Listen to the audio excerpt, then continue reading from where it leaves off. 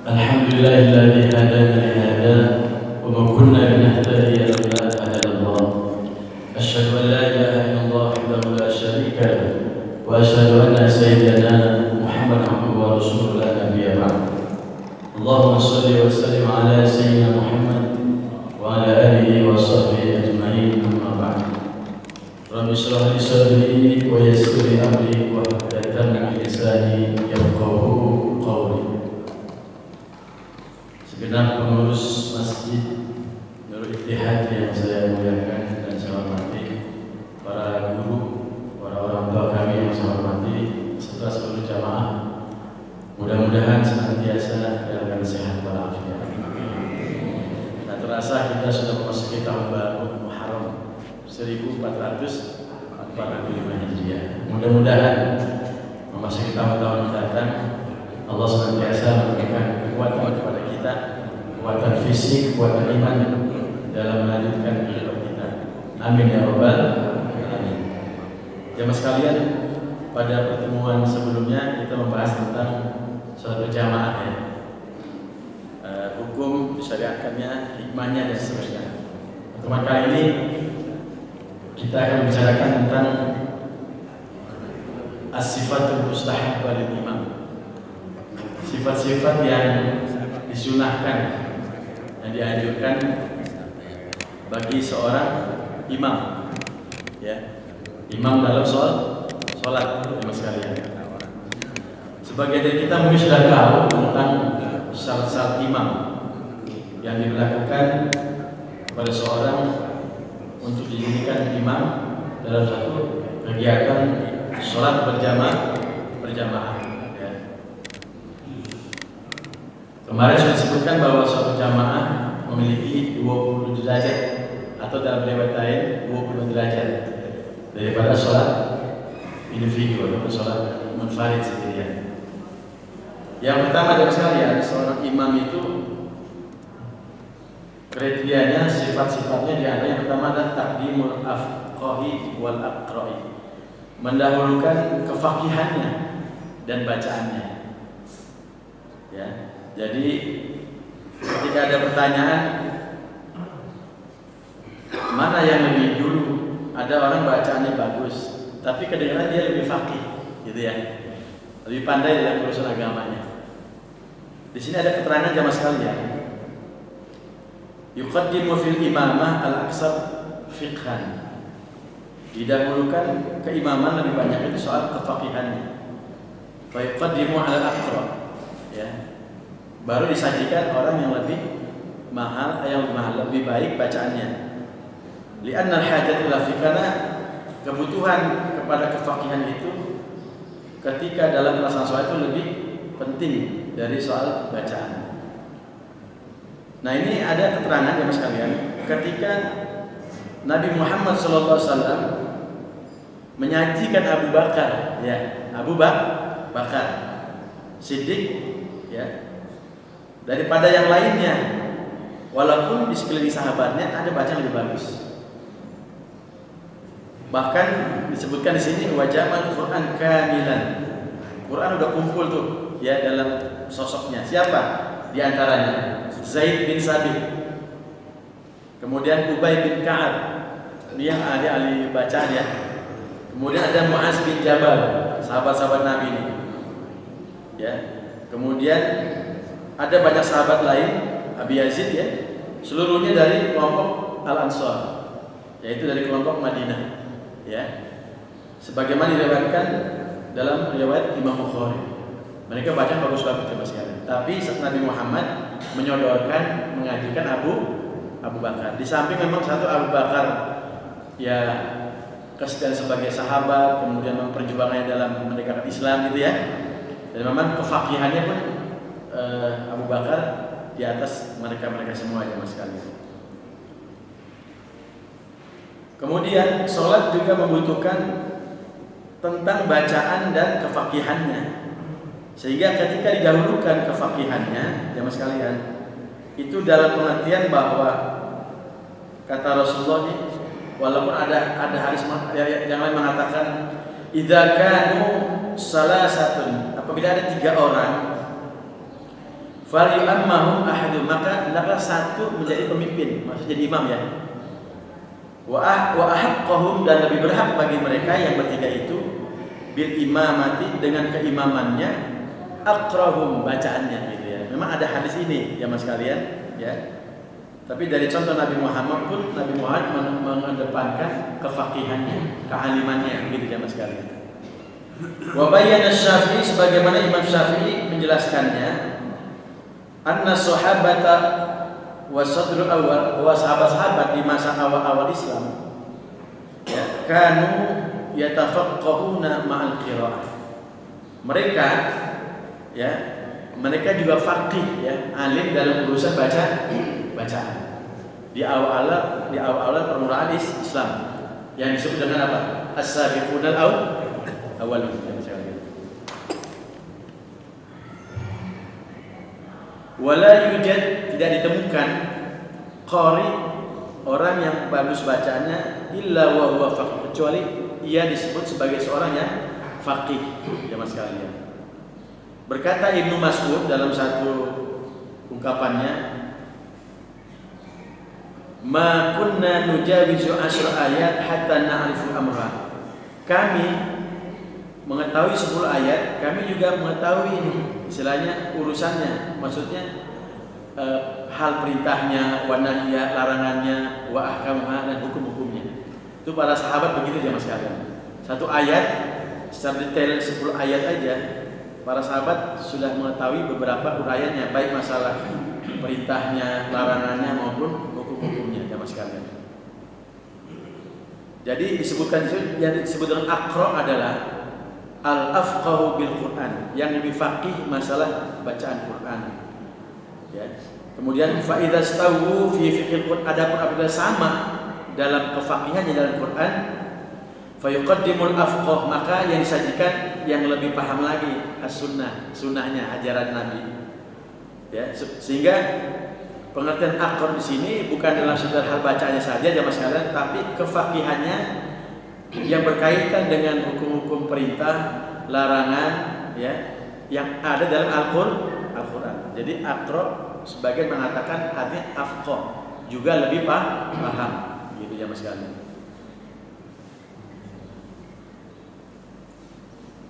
Diriwayatkan oleh Abu Mas'ud Al-Badri, berkata Rasulullah SAW, ya ummul qawma aqrahum li kitabillahi ta'ala. Dijadikannya suatu kaum, kelompok ya, kemudian ditentukan pilihan imamnya, aqrahum lil kitab, yang lebih aqra, yang lebih afqah ya, yang lebih faqih bacaannya jemaah sekalian. Wa aktsaruhum qiraa'ah, dan mereka lebih banyak bacaannya. Fa in kanu fil qiraa'ah sama, apabila bacaannya sama, fa aqdamuhum hijrah, didahulukan mereka yang dulu ikut hijrah. Kalau sekarang kita kan nggak ikut hijrah ya. Fa in kanu fil hijrah, adapun apabila mereka juga ikut hijrah, fa akhbarahum sinnan, maka yang lebih dilihat lagi umurnya. Ya, yang lebih senior jemaah sekalian ya. Sama-sama ikut hijrah, pilih yang lebih tua gitu. Kan biasanya yang lebih tua akhlaknya lebih ini karena sudah pengalaman dalam hidupnya gitu ya sekalian. Kemudian yang kedua tadi masalah bacaan ya dan kefaqihannya. Yang kedua disodorkan imam itu dari segi umur jemaah sekalian. Diriwayatkan oleh Malik bin Huwairis bahwa Nabi Muhammad SAW mengatakan, "Shollu kama ra'aitumuni usolli." Salatlah kalian sebagaimana kalian melihatku ya ketika aku sholat. Jadi jemaah sekalian, periwayatan sholat ini sebenarnya nyambung ini, banyak ya. Jadi meskipun banyak kitab, katakanlah bab kitab tentang sholat, tapi kalau nggak ada contoh, model, kita kadang memahami tulisan, betul nggak? Makanya kenapa sholat itu kelihatannya langsung muktabar? Ya, kita ngikuti guru kita dan seterusnya. Jadi ketika sahabat mau sholat, mengikuti Rasul, kemudian tabi'in mengikuti sholatnya sahabat. tabi'in mengikuti sholatnya, tabi'in mengikuti tabi'in mengikuti sholatnya tabi'in. Kemudian ulama-ulama mutaakhirin terus sampai sekarang ya Mas kalian. Ya, jadi modelnya seperti itu sehingga Rasul katakan shollu kama raaitumuni usolli. Sholatlah kalian, kalimatnya jamak, shollu kama sebagaimana raaitum, asalnya begitu ya Mas kalian. Sebagaimana engkau melihat semua kalian, ni aku usolli bagaimana aku sholat. Jadi ada modelnya siapa? Rasulullah SAW. Jadi Abu Bakar, Umar, Utsman, Ali melihat Rasulullah sholat. Ya, dipraktikkan oleh para sahabat. Kemudian sahabat yang lain pun mempraktikannya. Orang yang hidup dalam sezaman dengan Nabi, melihat Nabi, berbicara dengan Nabi, namanya sahabat. Ya, kalau kelompok Isa dulu namanya Hawariyun, ya, atau Hawariyin. Kemudian dicontoh oleh tabi'in. Rasulullah wafat, tapi bentuk sholatnya para tabi'in ini adalah orang yang hidup pada zaman sahabat, tapi tidak berjumpa dengan Rasul, namanya tabi'in. Ya, dia melihat contoh sholatnya sahabat wafat, kemudian tabi'in mengikuti sholatnya tabi'in wafat, maka mutaakhirin artinya umat setelahnya gitu ya, itu mengikuti sholatnya tabi'in. Seterusnya sampai sekarang gerakan-gerakan sholat kita adalah mengikuti guru-guru kita yang bersambung sanadnya kepada Rasulullah SAW. Itu jamaah sekalian. Adapun perbedaan-perbedaan, misalnya cara ngangkat tangan dan sebagainya, karena memang perbedaan furu'iyah. Tapi pokoknya adalah ya ketika dia berdiri, dia ruku, dia sujud, gerakannya adalah sama. Itu bersambung terus ke Rasulullah SAW. Jadi walaupun misalnya buku banyak tentang sholat, tapi kalau tidak ada model, kita kesulitan memahami ya untuk bisa sholat. Dari guru-guru kita terus begitu jamaah sekalian. Ya.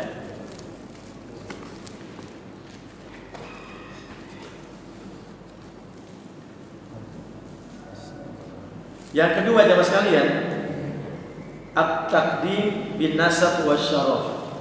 Imam dia. Jadi yang disebut dengan nasab di sini jamaah sekalian, kalau memang ada seorang yang dijadikan imam sholat, pemimpin, pertimbangannya nasab dan syaraf ini perlu disebutkan di sini. Pertama, lihat kalau bisa ngambil nasabnya ke Quraisy, dia suku Quraisy. Ya. Kemudian kalau memang ada yang sekafa'ah, selevel, ya, seperti ulama atau orang-orang soleh dari kelompok Quraisy, dahulukan dari suku Hashim, Bani Hashim, atau Bani Abdul Muttalib, atau seluruh ya kan dari keturunan Quraisy. Summal Arab, kemudian bangsa Arab. Summal Ajami, baru di luar bangsa Arab, gitu. Ada keterangan begini jamaah sekalian, ya. Jadi yang didulukan nasab dan kemuliaan, mulai dari Bani Hashim, Abdul Muttalib, Quraisy. Jadi ternyata bangsa Arab jadi seleksi juga ya, gitu. Kemudian baru Ajam. Nah kalau di kita, ya berarti kita ini Ajam kan? Ya pilih. Memang bangsa kita ya seperti ini Indonesia. Tapi kriterianya apa? Tadi bacaannya gitu ya.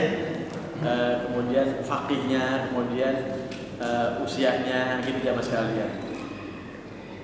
Kemudian wa ibnu alim sholih, anak seorang alim yang soleh. Anak seorang alim yang soleh. Jadi penghormatan kepada seorang alim yang soleh menjadi pilihan juga ketika dia menjadi seorang imam. Walaupun kadang-kadang main sodor-sodorin ya, udah ente yang maju gitu. Ada begitu kan di masjid kan, ente aja, aneh aja gitu. Kadang-kadang ada prinsip-prinsip ketawaduan. Tapi kalau melihat dari kriteria ini jelas ya siapa yang harus maju. Nggak usah malu, ente aja malu. aneh enggak, maju aja udah.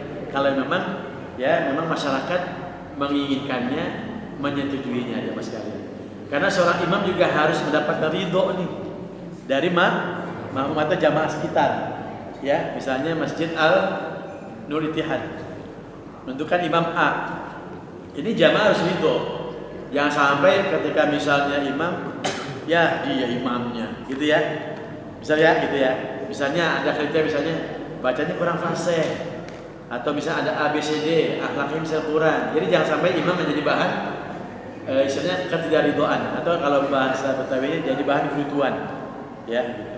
Memang harus benar-benar menjadi istilahnya model kesepakatan bersama dari jamaah gitu, jamaah sekalian. Yang berikutnya taqdimul adli wal awra, mengedepankan prinsip-prinsip keadilan dan wara. Wara itu jamaah sekalian, dia terjaga dari perkara-perkara syubhat. Yang syubhat aja dijaga. Apalagi yang haram itu wara. Jadi dia sangat hati-hati dalam ucapan, tindakan maupun perbuatan. Misalnya dia dijaga makanannya. Jangan sampai makanan haram masuk asal masuk. Itu salah satu wara. Makanya para ulama itu ya kan diharapkan mempunyai sifat wara. Ya, jadi menjauhi dari perbuatan-perbuatan syubhat. Ya, jamaah sekalian. Nah, al-adalah di sini jamaah sekalian merupakan malakat mulkatun ya, finnas, menjadi ratu dalam dirinya, ya, pengendali dalam dirinya, maksudnya begitu jamaah sekalian. Tamna'u sahibaha, mencegah bagi pemiliknya. Orang-orang yang memiliki sifat adalah itu minik tirafil kabair, dari perkara-perkara yang menyebabkan dia terjerumus dalam perkara yang dosa kabair. Wa adamul israr ala shaghair, dan tidak adanya israr itu maksudnya ajak kestabilan orang berbuat dosa-dosa kecil. Jadi ada orang yang kadang-kadang nggak sadar sebenarnya berbuat dosa-dosa kecil, ya tanpa disadari, karena dari kecil bisa menjadi besar. Suka menganggap remeh perbuatan dosa-dosa kecil gitu. Nah itu dengan adanya sifat istilahnya mulkatun finnas, pengendalian diri adalah insya Allah itu terhindar ya mas kalian. Ya dia hati-hati. Ya. Kemudian wal iltizam bi ahkam syar'i, orang-orang yang disifat adalah dia senantiasa mendawamkan hukum-hukum syariat. Jadi nggak sembarangan, ya. Jadi dijaga tuh halal, haram, kemudian makruh, ya. Itu dihindari jamaah sekalian.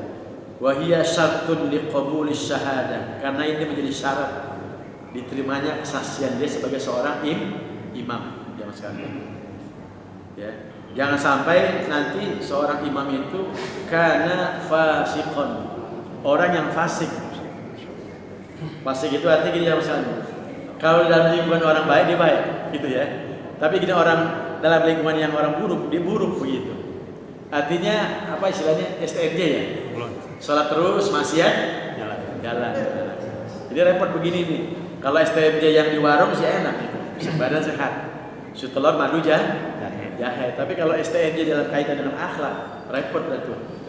Udah jadi khotib gitu ya, tapi romanya misalnya menjadi imam tapi dengkulnya masih dari kemana-mana misalnya gitu. Walaupun dalam kriteria tertentu tidak masalah, tapi kaitannya dengan akhlak menyangkut masalah kepatutan kepantasan. Udah jadi khotib gitu ya, tapi misalnya masih dari ketayaban misalnya gitu ya. Nah ini masuk kategori fasik tanda kutip ya mas kalian, ya begitu. Memang seolah-olah orang kalau sudah masuk dalam forum rohani kan gitu kan, dia seorang ustadz, seorang kiai gitu kan, itu kan seolah menjadi model, itu nggak pak? Jadi dia aja begitu, gimana jadi khotib, jadi imam, tapi romanya kelakuannya misalnya begitu ya mas kan ya. Lah itu masih kelayaban sono tuh di warung sono misalnya begitu. Jadi memang istilahnya bahasa keren ya, integritas diri sebagai seorang katakanlah ustadz, ya kan, mubaligh, dai, ini memang jadi contoh, cacat aja sekali. Orang nggak percaya itu nggak? Ngapain ngomong dengerin dia gitu ya? Itu masalahnya. Jadi ini menjadi contoh gitu mas kalian. Kalau orang masih begitu baik misalnya begitu kan. Nah ini masuk kategori sifat adalah. Adalah itu wad'u syai'in fi mahalli. Jadi dia bersikap proporsional, meletakkan sesuatu pada tempatnya gitu. Ya, tidak sembarangan ya Mas kalian. Dan sifat wara ini akan menambah pada sikap adalah. Ya. Artinya husnus siyarah. Jadi perjalanan hidupnya jemaah sekalian, ya, riwayat hidupnya itu artinya bagus lah. Makanya Bapak kalau baca kitab, ya, itu pasti kadang-kadang pembukaannya banyak. Misalnya gini Pak, dia ngarang buku nih, disebutkan tuh nas'atuhu, artinya riwayat hidupnya, guru-gurunya, murid-muridnya, gitu ya. Kemudian karya tulisnya, terus tanggapan dari ulama-ulama dan sebagainya. Itu karena memang ada catatannya semua itu Pak. Dalam setiap kitab itu kadang-kadang begitu. Itu namanya siyarun, artinya perjalanan seorang imam gitu ya, seorang alim ya, menyangkut masalah kredibilitas kehidupannya begitu ya Mas kalian. Wal iffah, menjaga diri itu, kehormatan dirinya. Ya, jangan sampai seorang imam itu menjadi celah dalam tanda kutip, artinya menjadi bahan cibiran gitu ya Mas kalian. Jadi iffah itu afif. Ya. Kemudian wa mujanabatus syahawat, menjaga syahwatnya. Ya, syahwat ini kan artinya macam-macam ya, makan, minum, kemudian dengan lawan jenis, gitu ya, syahwat ya Mas. Syahwat untuk berkuasa juga kan gitu ya, ataupun syahwat apapun lah ya, yang menyebabkan dia butuh kepadanya itu namanya syahwat ya Mas kalian. Kemudian wal istihar bil ibadah, menjaga dari kemasyhuran dalam proses ibadah. Jadi ya Mas kalian, jangan sampai ini kemasyhuran, pamer. Kan ada nih, mohon maaf misalnya ketika kita sholat tahajud misalnya di WA kan, di grup, alhamdulillah ya, nyaman rasanya sembahyang malam gitu ya. Ya kan? Bisa di grup kan? Ya alhamdulillah, kawan ya kan, ya nikmat sekali gitu kan ya. Ya, salat tahajud misalnya begitu. Memang ada mengatakan, saya kan memberikan pengingat kepada kawan-kawan untuk ngajak misalnya begitu ya. Ngajaknya malam gitu kan ya, supaya sholat tahajud itu bagus sih. Nah itulah tadi saya bilang, daripada kita masuk dalam perkara syubhat, ya kan ya, mendingan kita hindari. Karena kan hakikatnya yang menggerakkan hati seorang untuk ibadah malam adalah Allah. Ada keterangan Imam Habib Hasan Sazili kalau nggak salah. Jadi ketika seorang bangun malam, itu hakikatnya dia dikecilkan dosanya oleh Allah. Dosanya makin Adapun ada orang-orang yang berat dalam melaksanakan bangun malam, itu adalah dosanya yang bukan diberat untuk melaksanakan bangun malam. Itu jamaah sekalian. Jadi ketika ada orang bangun malam, hakikatnya Allah giring dia untuk dekat kepada Allah. Memang jamaah sekalian, tahajud itu tidak harus tiap malam, nggak apa-apa. Tidak harus tiap malam, ya. Sesuai dengan kemampuan. Tapi yakin aja Mas sekalian, orang-orang yang lama-lama rohaninya ketagihan dalam kesendiriannya, dalam khalwatnya, gitu ya, dia akan merasakan kenyamanan. Jadi dia nggak perlu dah misalnya share ke grup, ya. Karena ini takutnya di sini nih, al-istihar, ya kan, atau al-masyhur bil ibadah. Ya, karena itu salah satu jebakan iblis juga. Ya, ada dalam kitab Talbisu Iblis, perangkap iblis itu begitu. Ya, orang kadang-kadang butuh sanjungan, butuh pujian, ya kan ya. Nah akhirnya dia begitu nge-share, kan. Ya, dia ungkapkan perasaan batinnya di hadapan banyak orang, ya. Yang bisa jadi gara-gara itu hilang. Ya, pahalanya jadi hilang. Ya, itu jebakan setan itu Mas sekali. Jadi mendingan kita sembahyang udah diem baik. Ya, soal nanti kawan-kawan bangun, insya Allah juga nanti Allah akan gerakkan hatinya, ya, untuk melaksanakan bangun malam. Minimal 2 rakaat, tidur lagi tidak apa-apa, ya kan? Tapi jangan kesiangan subuhnya begitu. Ya. Kalau sekali-sekali kesiangan wajar, mungkin karena faktor lelah, dia sakit dan sebagainya, ya, tapi tidak rutin tiap hari kesiangan. Wal adlu aula bil imamah minal fasik. Ya, jadi orang yang bersikap adil itu lebih utama dalam hal keimaman daripada orang-orang fasik. jamaah sekalian, ya. Jadi ketika ada orang berimam kepada orang yang fasik, jamaah sekalian, sholatnya tetap sah ya, sholatnya tetap sah jamaah sekalian, ya. Sebagaimana Ibnu Umar, ya, sholat di belakang hujjat, ada beberapa haji ya, maaf fiskihi yang dinilai kefasikannya jamaah sekalian, ya. Yang berikutnya taqdimul malik wal mustahqil manfaat. Jadi mendahulukan malik. Malik di sini artinya penguasa jamaah sekalian, ya, dan memiliki kemanfaatan. Ada kalimat idza istama'atis sifatil matlubah syar'an. Jika sifat-sifat, ya, karakteristik yang diminta berkumpul pada seorang secara syariat. Kemudian ada fal malik, seorang pemimpin. Malik artinya sahibul bait, pemilik wilayah, pemilik rumah. Aula bil imamah, lebih utama, ya, minal afqah, dari yang afqah, yang lebih faqih. Sekiranya pun ada orang yang lebih faqih, ya kan, sultan, itu lebih utama sahibul bait, pemilik masjid, ya, kalimatnya.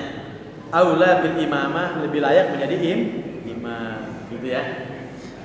Sebagaimana diriwayatkan oleh Abu Mas'ud Al-Badri, ya, la ya'umur rajul fi ahlihi, seorang, ya, tidak mengimami, ya, kecuali dalam kelompoknya, ya, wala fi sultanihi, ya, bukan dalam pemilik wilayahnya. Kemudian tidaklah didudukan suatu kelompok kecuali dalam kelompoknya. Jadi kalau memang ada imam di sini, walaupun misalnya ada orang tamu datang gitu ya mas kan, ya, tamu datang, tetap yang diutamakan adalah sahibul bait. Jadi penduduknya di saatnya yang biasa menjadi imam di masjid Nurul Ittihad, gitu jemaah sekalian, ya. Illa biiznihi, kecuali dengan izinnya. Misalnya begini, sudah ada imam-imam Ittihad, memang sudah mulai proses pemilihan kan, ya. Ada orang luar, nah kecuali dengan izinnya. Jadi misalnya Pak Haji Edi, ya kan, mempersilahkan menjadi imam. Kayak saya kan, kategori tamu kan, iya. Tiba-tiba saya disuruh oleh yang biasa imam di sini, Ustaz Mahmud jadi imam, ya kan. Nah dengan izinnya itu boleh. Tapi kalau tiba-tiba misalnya karena misalnya saya misalnya guru dan sebagainya, ya kan, ya, atau nyelonong aja, ya, maju aja begitu. Nah ini kaitannya ya akhlak, ya. Jadi jangan teman-teman saya guru di sini, ya kan, main nyelonong baik. Nah makanya DKM mempersilahkan Ustaz aja yang maju, ya kan. Kira-kira gitu jam sekarang, ya. Jadi jangan misalnya dari luar tiba-tiba nyelonong aja, merasa lebih alim, lebih faqih, ya, tapi dia bukan kategori sahibul bait. Harus biiznihi, dengan izinnya, itu jamaah sekalian. Wa kadzalika yuqaddimul mustajir li annahu malikul manfaah, bal yuqaddimul mustajir hatta ala malikil ain. Ini kalimat mustajir sih artinya ada imam-imam yang memang dibayar. Ini mungkin kalau di Mesir kan itu masalahnya. Jadi ada imam-imam yang mendapatkan upah, azan aja kan di Mesir mendapatkan upah, ya. Mungkin yang Pak Buya pernah di Mesir kata azan itu PNS kata gitu. Jadi nggak boleh azan orang kecuali orang yang ditunjuk oleh pemerintah menjadi muazin. Ya. Jadi di sini jelaskan kalimatnya sih yuqaddimul mustajir li annahu malikul manfaat. Ya. Jadi memang kalau ada orang-orang yang diberikan kewenangan seperti ini, ya silakan aja yang muazin, yang imam gitu, ya. Itu memang layak untuk didahulukan. Kemudian sifat-sifat lain ya Mas kalian, sifatul ukhra lil imam. Yang pertama nih at-tamtam wal fa', ini bahasa Arab, ya. Wallahin, tamtam itu artinya ucapannya gak jelas.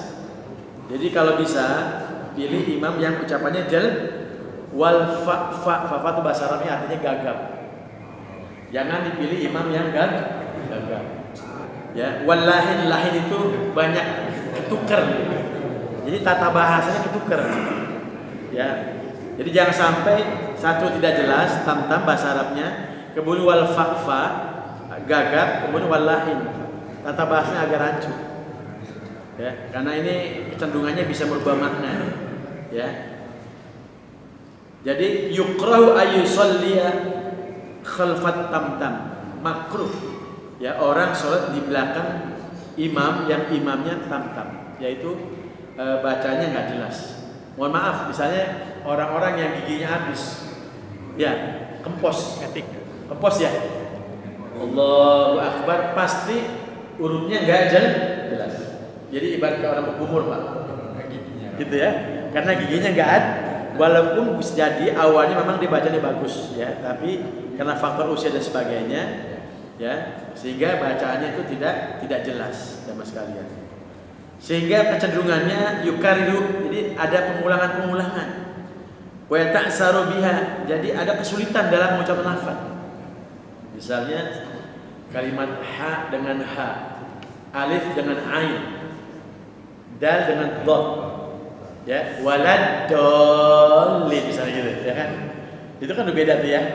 Walau dengan walad, ya. Shad dengan shin dengan ta. Ya. Misalnya a'udzu. Nah, ya kan? A'udzu. Jangan a'uju. Zal dengan ju. A'uju. Nah, ini pasti akan berpengaruh terhadap makna juga. Bismillahirrahmanirrahim. Sin. Ada yang pakai sa. Bismillahirrahmanirrahim. Besar kan? Gitu ya. Nah, itu sudah rancu ya mas kalian ya. Makanya dalam ilmu tajwid, walaupun soal simpel sederhana, tapi kaitannya pengucapan itu berpengaruh sekali terhadap keindahan bacaan. Waktu kecil itu kan suka ada tuh latihan tuh, misalnya kho khi khubakh gitu ya, khon khoni khokhna minal mukhni makhikhon khoni khon. Nah, itu latihan. Ada tati subat ya, atau syasi subash, sin biasa sasi subas, sod agak banyak sedikit, sosi subas gitu ya. Hahihu ha, hahihu ha gitu. Nah, itu perlu latihan ya. Kaitannya kefasihan dalam melafazkan kalimat-kalimat bahasa Arab gitu ya mas kalian. Faman shalla khalfahuma, barang siapa yang sholat di belakangnya ya mas kalian ya. Ada orang-orang sih memang yang kurang fasih, cuman memang karena mungkin tidak ada pilihan ya, tidak ada alternatif ya misalnya sahhat sholatuhu ya, akhirnya dianggap juga sah sholatnya kalau memang tidak pilihan ya mas kalian. Kemudian wa kadza tukrahu sholatu khalfal lahid, demikian juga dimakruhkan sholat di belakang orang yang tata bahasa Arabnya gitu ya, maksudnya bacanya suka nggak bolak-balik gitu ya, itu makruh.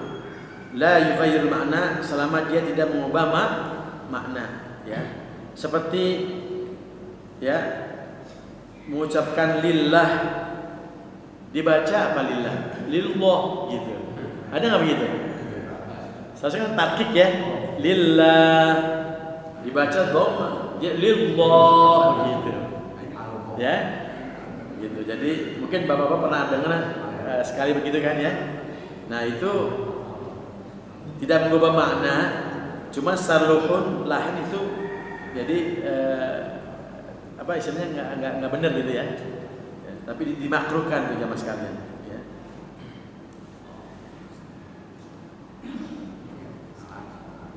Tapi kalau dia ya ma'at ta'ammudi haram, kalau dia sengaja nih, dia nggak tahu, dia nggak bisa, jamaah sekalian itu makruh. Tapi kalau dia sengaja, jamaah sekalian, ma'at ta'ammudi haramun, jadi dia perkara haram ya jamaah sekalian. Atau misalnya dia mengucapkan as-sirat ya, as-sirat ya, dia mengucapkan ihdina, dia mengucapkan uhdina gitu ya jamaah sekalian. Dia tidak mengubah makna ya, sehingga dianggap hukumnya menjadi makruh. Tapi kalau ada kalimat begini jamaah sekalian nih, ya, siratal ladzina an'amta, ya, dibaca an'amtu, mengubah makna kan?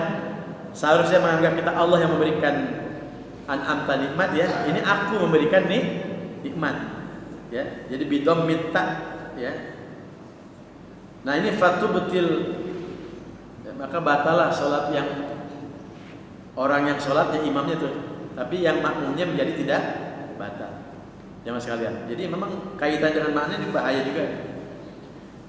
Mustaqim dibaca mustaqim, orang yang berkeyakinan, bukan jalan yang lurus. Ihdinas siratal mustaqim. Jadi ya, memang kaitannya ini imam benar-benar seleksi ketat ya jamaah sekalian. Jangan sampai sembarangan gitu, ya. Memang ada di beberapa daerah ya yang mungkin karena pengaruhnya jauh dari pengajian ataupun kajian, ya, sehingga pelafalan itu jauh dari yang sungguhnya. Mustaqim dibaca mustaqim, ya kan? An'am tak dibaca an'am tuh, misalnya begitu jamaah sekalian, ya. Lianna hadzal lahan laisa biqur'an, karena kalimat-kalimat ini bukan bagian daripada Al-Qur'an tuh jamaah sekalian. Jadi wala yajuzu iqtida, enggak boleh mengikuti nih bihi bil imam. Imam yang begini jangan diikuti jamaah sekalian, ya. Makanya ada bagusnya ketika misalnya seorang qari, ya, misalnya yang sudah ditashihkan, ya. Bapak mungkin kalau yang pernah ke Madinah bisa lihat kan, habis asar, habis zuhur, itu kadang ada imam Madinah suka duduk di satu halaqah, ya kan ya. Itu kadang-kadang kita yang pergi haji atau umroh duduk, kita minta ditahqiqkan bacaannya. Pernah kan Pak ya? Duduk kan kita gilirkan satu-satu, ya. Diminta tolong ditahqiqkan, benar nggak bacaan saya? Ya, khususnya Fatihah, gitu jamaah sekalian. Ya, saya pernah maju juga itu, saya alhamdulillah sih. Ya, ahsan, bagus. Lulus nggak salah, alhamdulillah begitu. Jadi bagus gitu. Nah kalau saya ada guru khusus, ya kan, yang mempelajari bacaan qiraat gitu ya, maka harapan saya adalah imam-imam ataupun di luar imam silakan mentashihkan, ya, atau mentahsinkan, membaguskan bacaannya sesuai dengan kaidah-kaidah tajwid untuk memperoleh kesempurnaan bacaan, ya. Bismillahirrahmanirrahim. Alhamdulillahi Rabbil Alamin, Ar-Rahmanir Rahim, Maliki Yawmiddin, Iyyaka na'budu wa iyyaka nasta'in, Ihdinas siratal mustaqim, Siratal ladzina an'amta 'alaihim, Ghairil maghdubi 'alaihim waladdallin.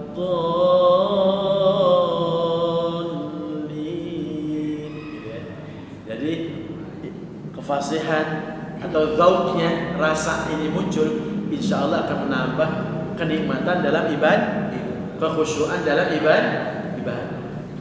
Saya yakin bapak-bapak bisa ngecek kan imam ketika ada yang salah aja, langsung secara naluri, secara insting, loh kok ini bacaannya gitu ya. Makanya jangan sekali-kali imam, ya, kalau memang ada imam yang ahli qiraat, tiba-tiba dibacaannya imam waras saja kan ya. Wadduha wal laili idza saja ma wadda, bisa gitu. Nah, kalau yang memang belum paham dalam urusan bacaan-bacaan yang imam tuju ini dan belum umum di kalangan masjid tertentu atau kelompok tertentu, jangan dibaca. Karena yang biasa dibaca adalah bacaan imam hafaz. Itu yang tertulis, itu yang dibaca, ya. Gitu jamaah sekalian, ya. Makanya istilahnya baca-bacanya belum umum, ya jangan dibaca di tempat-tempat yang memang belum, kecuali dia baca dalam satu kegiatan peringatan ibadah, ya. Misalnya dulu kalau Muammar ZA kan Qori internasional, ya kan, sering mengucapkan bacaan yang lain yang sering kita dengar, itu nggak masalah. Tapi kalau imam misalnya yang belum umum tiba-tiba membaca begitu, dia mau gaya-gayaan misalnya gitu ya, nah, makmum akhirnya kan, loh kok gini bacaannya, nah ini bisa merusak keberjamaahnya begitu jamaah sekalian. Bukannya tidak boleh ya, kalau memang dia faqih ya dalam urusan bacaan begitu. Wa in kana lisanu ajizan 'anil nutqi, adapun apabila dia lemah tidak mampu dalam pengucapan bacaan, jemaah sekalian, maka ada kewajiban tuh yatamakkan fi minat ta'allum, untuk belajar. Ya. Fahuwa kal ummi, maka dia seperti dianggap sebagai yang ummi. Ya. Ketika baca Fatihah, ya. Wala yajuzu, dan tidak boleh jemaah sekalian, li ghairi, bagi yang lainnya, al-iqtida, mengikuti dia. Ya, jadi memang benar-benar harus seleksi ketat dalam urusan imam jemaah sekalian, ya. Yang berikutnya, imamatus sobi al-mumayyiz. Jadi seorang anak yang dewasa jemaah sekalian, ya, jam 6 ya. Ya. Jika seorang anak dalam batas tertentu tapi dia sudah berakal dan dia ahli sholat, wa sahhat sholatu, sah, boleh sholatnya. Fayasihu ayyusolli imaman, dia menjadi imam fir rijal wan nisa, di antara laki-laki dewasa dan perempuan. Jadi kalau ada anak-anak sobi, anak kecil tapi bacanya bagus, fasih, akalnya sudah jalan, ya, membedakan mana yang baik mana yang buruk, ya, wa yajuzu ayyakuna imaman, dia boleh menjadi imam. Mungkin Bapak bisa lihat di YouTube, ya, ada seorang misalnya usia SMP, ya, itu boleh menjadi imam, padahal di belakangnya ada laki-laki dewasa, ya, itu boleh jemaah sekalian. Kata Aisyah, kunna nakhudhu sibyan, kami menjadikan seorang anak, ya, menjadi imam minal kitab, maksudnya ahli, ya, la yusallu bina fi syahr Ramadan, pernah menjadi, ya, imam pada suatu Ramadan. Ini riwayatnya boleh jemaah sekalian. Kemudian imamatul qaid, sedikit lagi, imam yang duduk, wal muttaji, dan berbaring, jemaah sekalian, ya. Jadi yajuzu lil qaid, boleh orang yang berdiri, ayyusalliya, salat khalfal qaid, di belakang orang yang duduk. Maksudnya jemaah sekalian, seorang imam yang duduk itu boleh di belakangnya berdiri, ya. Jadi saya pernah diprotes jemaah sekalian waktu saya sholat khotib Jumat di masjid lah. Kan Ustaz Amudin kan kakinya kan nggak lengkap, nggak lengkap. Tapi sebenarnya saya tawarkan dulu, Bapak silakan imam, saya khotibnya, ya. Kaidahnya kan saya bisa berdiri sebetulnya, kan gitu, ya. Gitu. Nah, artinya apa jemaah sekalian? Duduk aja boleh, apalagi berdiri, walaupun mungkin saya nggak lengkap gitu. Paham ya Ustaz, ya? Gitu. Karena kaidah berdiri, makanya Raja Faisal, Bapak waktu ke istana kan, ya, praktekkan lah, ya. Jadi ketika dia sholat kan, misalnya Allahu Akbar, kemudian dia ruku kan, ya, ya kan? Kemudian dia tidak kan? Ketika sujud dia duduk, Allah, ya kan, lihat Raja Fat kan, memang kayak dia begitu. Kenapa? Dia ingin mendapatkan nilai, karena gini, sholat berdiri itu lebih utama dari sholat duduk, sehingga dia berdiri, tapi dia nggak mampu untuk sujud, gitu jemaah sekalian. Jadi, tapi boleh ketika imam duduk, sementara makmumnya ini ada kaidahnya jemaah sekalian. Anna Nabi sallallahu alaihi wasallam, adapun Nabi Muhammad sallallahu alaihi wasallam, sholat fi maradin, sholat dalam keadaan sakit, ya, qaidan, dia dalam keadaan duduk. Wa Abu Bakar, dan Abu Bakar, An-Nas, dan kelompok lainnya, manusia yang lainnya, sahabat yang lainnya, khalfahu, di belakangnya, qiyaman, berdiri, itu jamaah sekalian, ya. Jadi barangkali ada imam yang sudah biasa di sini, sementara yang lainnya belum siap. Kan biasanya suka dorong-dorongan tuh, tadi, ya, udah maju. Tapi kalau memang imamnya nggak ada lagi, sementara ada kondisi kurang fit, ya, nah, dia maunya duduk, ya, kaidah sih boleh jemaah sekalian, boleh, ya, begitu. Jadi memang jemaah sekalian, biasa dari keluarga, ya, sebagian sholat di masjid, sebagian di rumah. Kaitannya untuk pembinaan anak dan istri kan, gitu, ya. Jadi sekali-sekali satu rumah, jadi mendidik istri dan anak untuk sholat berjamaah. Selama syarat-syarat keimaman ini dipenuhi, insya Allah sholat berjamaahnya sah. Ada pun misalnya tingkat konsentrasi anak-anak gitu ya, yang kadang-kadang sholat mesti dipaksa gitu ya, atau kadang-kadang sholat kayaknya nggak serius gitu zaman sekarang ya. Nah, tetap keberjamaah insya Allah diterima oleh Allah. Ya, tetap diterima. Yang penting itu anak-anak istilahnya prosedurnya diikuti lah. Walaupun mungkin dalam sholatnya kadang-kadang nggak pernah khusyuk. Ya, saya juga sama Pak, namanya bocah kadang begitu kan. Walaupun karena sudah kuliah kadang-kadang kan begitu ya. Ya kan, anak mulai SMA kan dewasa ya, atau kuliah. Contoh lah waktu di zaman corona misalnya, kita sholat tarawih kan di rumah tuh, ya kan, jadi imam ya kan. Ya namanya bocah kadang begitu, dia ngaso dulu, ya kan ya. Dia nunggu begitu imam berdiri, udah imam ruku dia baru bangun, begitu ya. Kan begitu kan, anak begitu kadang tuh. Ya, insya Allah zaman sekarang tetap ya sholatnya diterima dalam bingkai keberjamaah. Tapi terus kita memberikan arahan, bimbingan gitu ya kepada anak-anak kita gitu, bahwa sebaiknya sholat berjamaah itu aturan seperti ini ya kan, gerakannya mengikuti imam ya kan ya, untuk mencapai kesempurnaan berjamaah gitu. Kalau isi pasti ngikut dah, tapi kalau anak kadang-kadang begitu, apalagi anak-anak yang masa usia SD SMP lah ya, SMA aja kadang-kadang masih begitu kan gitu ya, kesannya nggak pernah serius gitu ya Pak ya. Gitu. Insya Allah tetap ya dalam bingkai jamaah ya kan, tetap dapat 27 derajat gitu. Ada lagi Pak silakan. Iya. Assalamualaikum warahmatullahi wabarakatuh. Waalaikumsalam warahmatullahi wabarakatuh. Ada yang saya tanyakan, apakah seorang imam itu katakanlah misalnya dia setelah membaca surah Al-Fatihah, dia memberikan surat-surat yang agak panjang gitu, misalnya surah Al-Baqarah, Al-Imran. Namun dalam pelaksananya dia kadang suka lupa gitu. Apakah diperbolehkan kalau dia nyontek lah tentang begitu ya, seperti itu syai. Kemudian yang kedua, kebetulan saya ditunjuk sebagai muadzin gitu ya. Pada saat mengumandangkan azan subuh itu, pada saat as-salatu khairum minan naum itu, apakah akhirnya itu bisa diperbolehkan untuk dipanjangkan, apa hanya cuma dua harkat aja gitu Pak? Iya. Terima kasih Pak. Teman sekalian,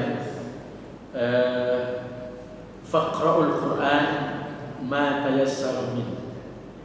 Bacalah Quran apa yang termudah buat kalian. Kalau imam bacanya panjang pasti cenderung bermasalah. Bahkan dalam ayat hadis yang dikatakan, ringankanlah bacaannya, ya kan ya, agar agar makmum juga memperoleh. Artinya gini jam sekarang. Kalau imam baca pendek itu nggak menimbulkan masalah. Kalau imam baca panjang kadang-kadang menimbulkan masalah. Lihat situasinya, ya. Jadi kalau bisa kita hafalannya di juz amma, udah baca itu aja nggak apa-apa. Ya jangan kita memaksakan bacaan, tapi kemampuan kita tidak. Apalagi bisa diulang-ulang. Mau dia baca Al-Baqarah, misalnya 1 juz misalnya. Terus di ayat itu dia ngulang lagi, terus dia nyari hafalan lagi tuh, ya. Itu pun akan mempengaruhi kekhusyuan dalam sholat. Ya. Kalau imam-imam Makkah Madinah sih memang namanya sudah mutqin, ya. Emang udah mantap bacaannya. Jadi insya Allah jarang sekali terdapat kesalahannya. Tapi kita yang misalnya baru hafal beberapa juz, mau dicoba, nah ini akan mempengaruhi kekhusyuan juga sih dalam sholat. Jadi faqra'ul Qur'an ma tayassara, bacalah apa yang mudah. Nah terus ada pertanyaan, gimana kalau kita baca sambil melihat? Ya, kan saya lihat sekarang ada nih di masjid-masjid di depannya ada Quran ya, ya kan? Itu masalahnya adalah secara kaidah fikih mata kita kan tertuju ke tempat sujud. Kalau kita misalnya melihat bacaan Quran di depan kita, aja kan tidak ke tempat sujud, betul kan? Nah itu akan menjadi pertanyaan juga. Walaupun memang dalam mazhab tertentu jamaah sekalian, mazhab Maliki masalah. Itu kan boleh. Jadi makmum kadang-kadang megang Quran sambil melihat bacaan imam. Ada kan di Mekah ya, Madinah gitu ya. Tapi imamnya kan nama hafal kan, sempurna kan. Gitu. Padahal yang lebih bagus kita tetap mendengarkan bacaan imam saja. Ya. Jadi kalau misalnya imam bacaan panjang, sebaiknya makmum cukup, ya kan, mendengarkan bacaan imam. Itu lebih baik. Makanya kenapa proses seleksi imam Mekah Madinah begitu ketat, ya kan ya? Itu untuk menggambarkan kesempurnaan dalam sholat. Sekalipun imam bacanya panjang, dia memang udah bakalan salah tuh kira-kira begitu. Ya, sehingga makmum tinggal dengerin bacaannya aja. Ya, kita nggak perlu melihat bacaannya, tapi kita cukup mendengar. Itu sudah masuk kategori ibadah juga dan khusyuk. Nah, kalau di kita Indonesia sama sekali, kalau imam baca panjang, kemudian kita baca kita habis, ya jangan diem aja, ya kita pun secara sama-sama dibolehkan membaca, ya kan? Apa yang diikuti oleh imam, tapi pelan, jangan kenceng. Jangan misalnya membaca panjang kita ikuti kenceng, jangan. Ya, yang penting mulut jangan diem aja, supaya konsentrasi kita tidak kemana-mana. Makmum kan kadang kalau imam baca panjang kemana-mana ya, gitu. Kita dengarkan dengan baik, ya. Kalau ngomong itu bisa dilafalkan tiru, tapi jangan kencang-kencang, supaya pikiran kita ini nggak kemana-mana. Itu Pak Haji, jelas ya? Ya. Ada kan? Ya. Ya. Kalau biasanya nggak usah, ya. Imamnya gitu. Imam melihat. Nggak boleh, bukan nggak boleh. Di dalam masa suci sih nggak ada. Ya, cukup faqra'ul Qur'an ma tayassar, ya. Baca Al-Qur'an apa yang termudah. Silakan. Jadi bismillahirrahmanirrahim. Alhamdulillahirabbil alamin. Gitu ya? Gitu ya? Ya, jadi kalau dalam mazhab Syafi'i sih enggak disebutkan begitu. Pokoknya baca yang mudah. Tidak akan ada masalah pendek, ya, gitu enggak masalah. Daripada panjang tapi justru menimbulkan masalah. Masalah mati gini jangan banyak kebutuhan hajat daripada makmum gitu. Ya. Jadi Rasul malah ringankanlah bacaan.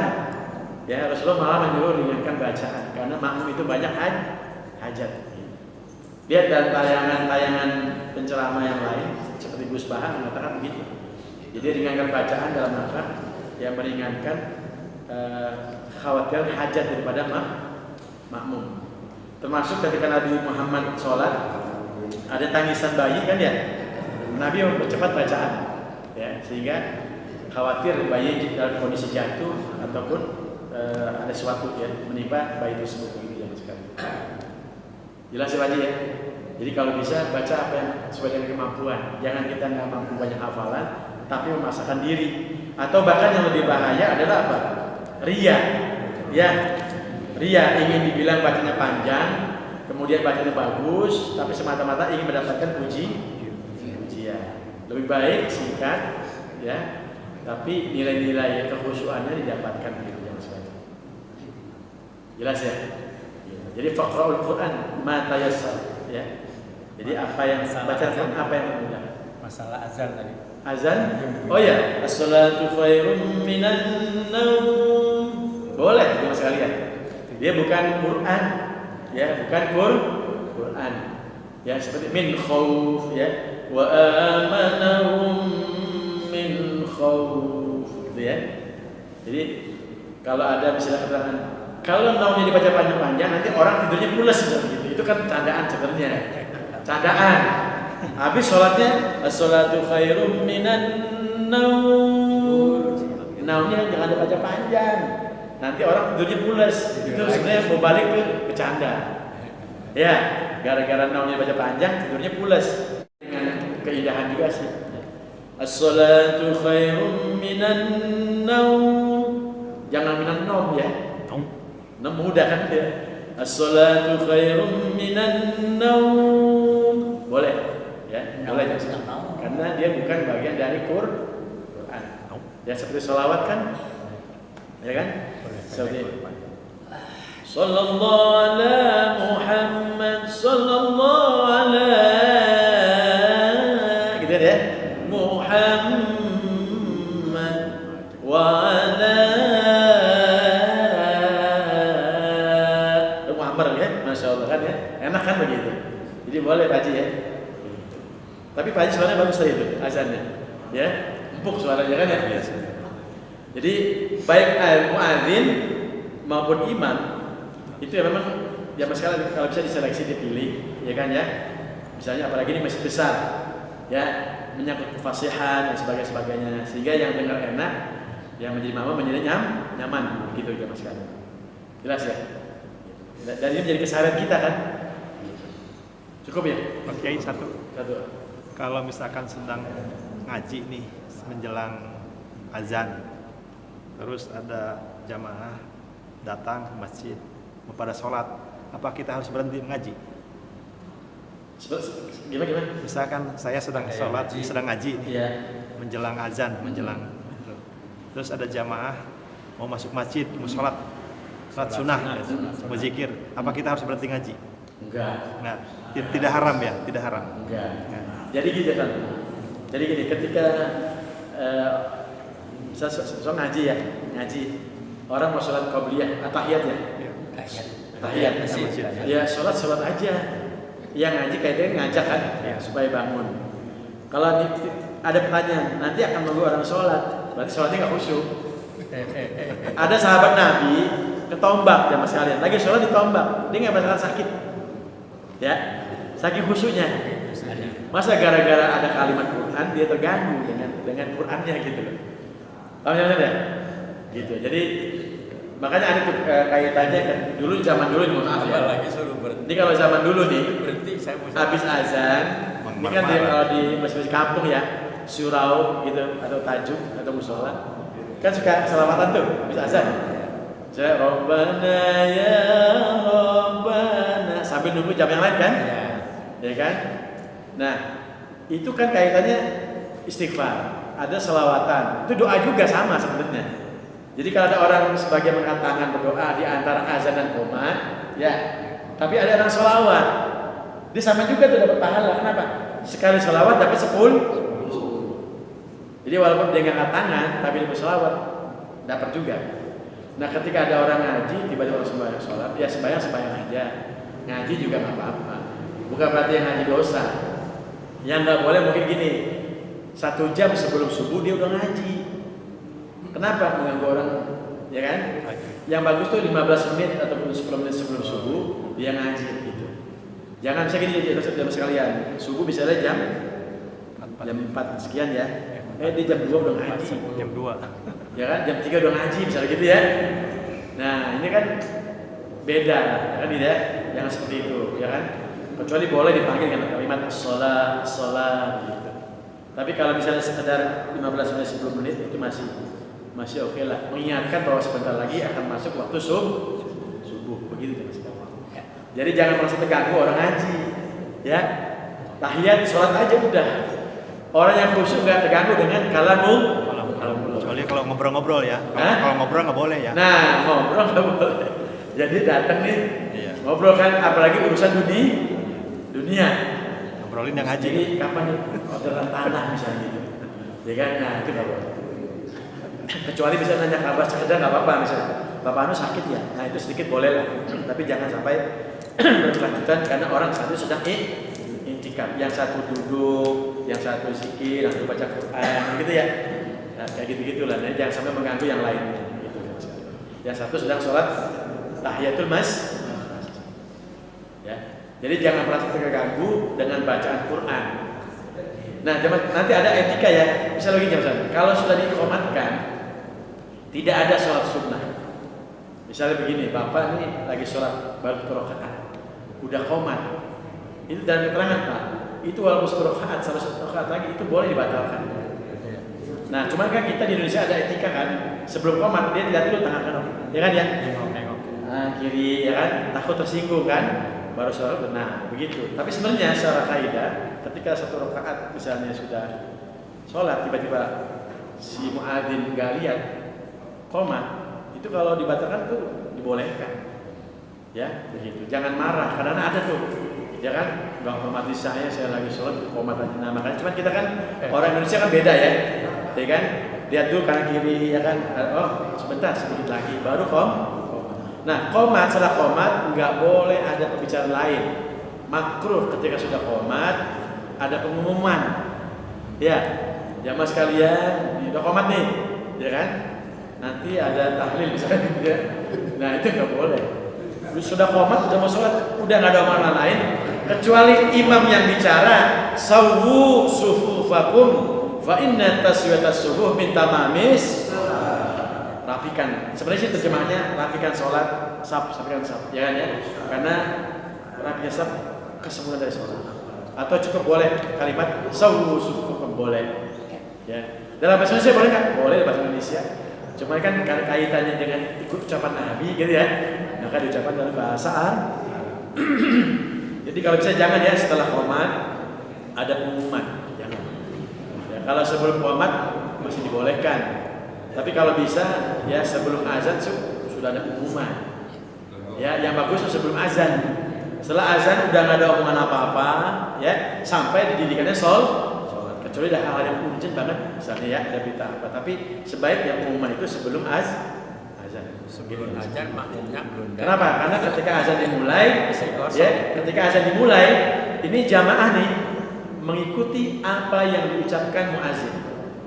Nah, barang siapa yang mengikuti ucapan muazin, mulai dari Allahu Akbar sampai terakhir, maka dosanya akan diampuni oleh Allah.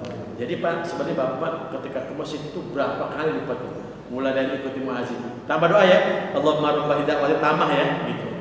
Kemudian jabatan tangan, kemudian habis sholat zikir kan, subhanallah 33, takbir, tahmid ya, sama 100 ucapan yang terakhir kalimat itu dosa digunung. Jadi dalam satu rangkaian ibadah aja Bapak, ini sebagai bentuk penuh Muhammad, masya Allah. Lama-lama kita bersih nih, bersih lama-lama insya Allah. Amin ya Rabbal. Makanya wajar orang ketika makin tua, ya kan ya, kalimatnya diampunkan dosa oleh Allah, khaffafa anhu dzikruhu. Ini dari sini, dari aktivitas yang menunjukkan adanya pengikisan dosa dari kesehariannya. Dia rajin berjamaah. Itu zaman sekarang ya. Cukup ya. Allahumma sholli ala sayyidina Muhammad wa ala sayyidina Muhammad alhamdulillahi rabbil alamin. Allahumma ja'al jama'ana jama'an ittihad jama'an marhuma wa tafarraqana min ba'dihi tafarruqan ma'suma. Allahumma tu'mina fi taysir bil asir wa inna taysir al asir wa alayka yasir wa nas'aluka taysir wal 'afwa fi dunya wal akhirah. Allahumma a'inna ala dhikrika wa syukrika wa husni ibadatik. Rabbana atmim lana nurana waghfir lana innaka 'ala kulli syai'in qadir. Rabbana atina fid dunya hasanah wa fil akhirati hasanah wa qina 'adzaban nar. Walhamdulillahi rabbil alamin. Assalamualaikum warahmatullahi wabarakatuh.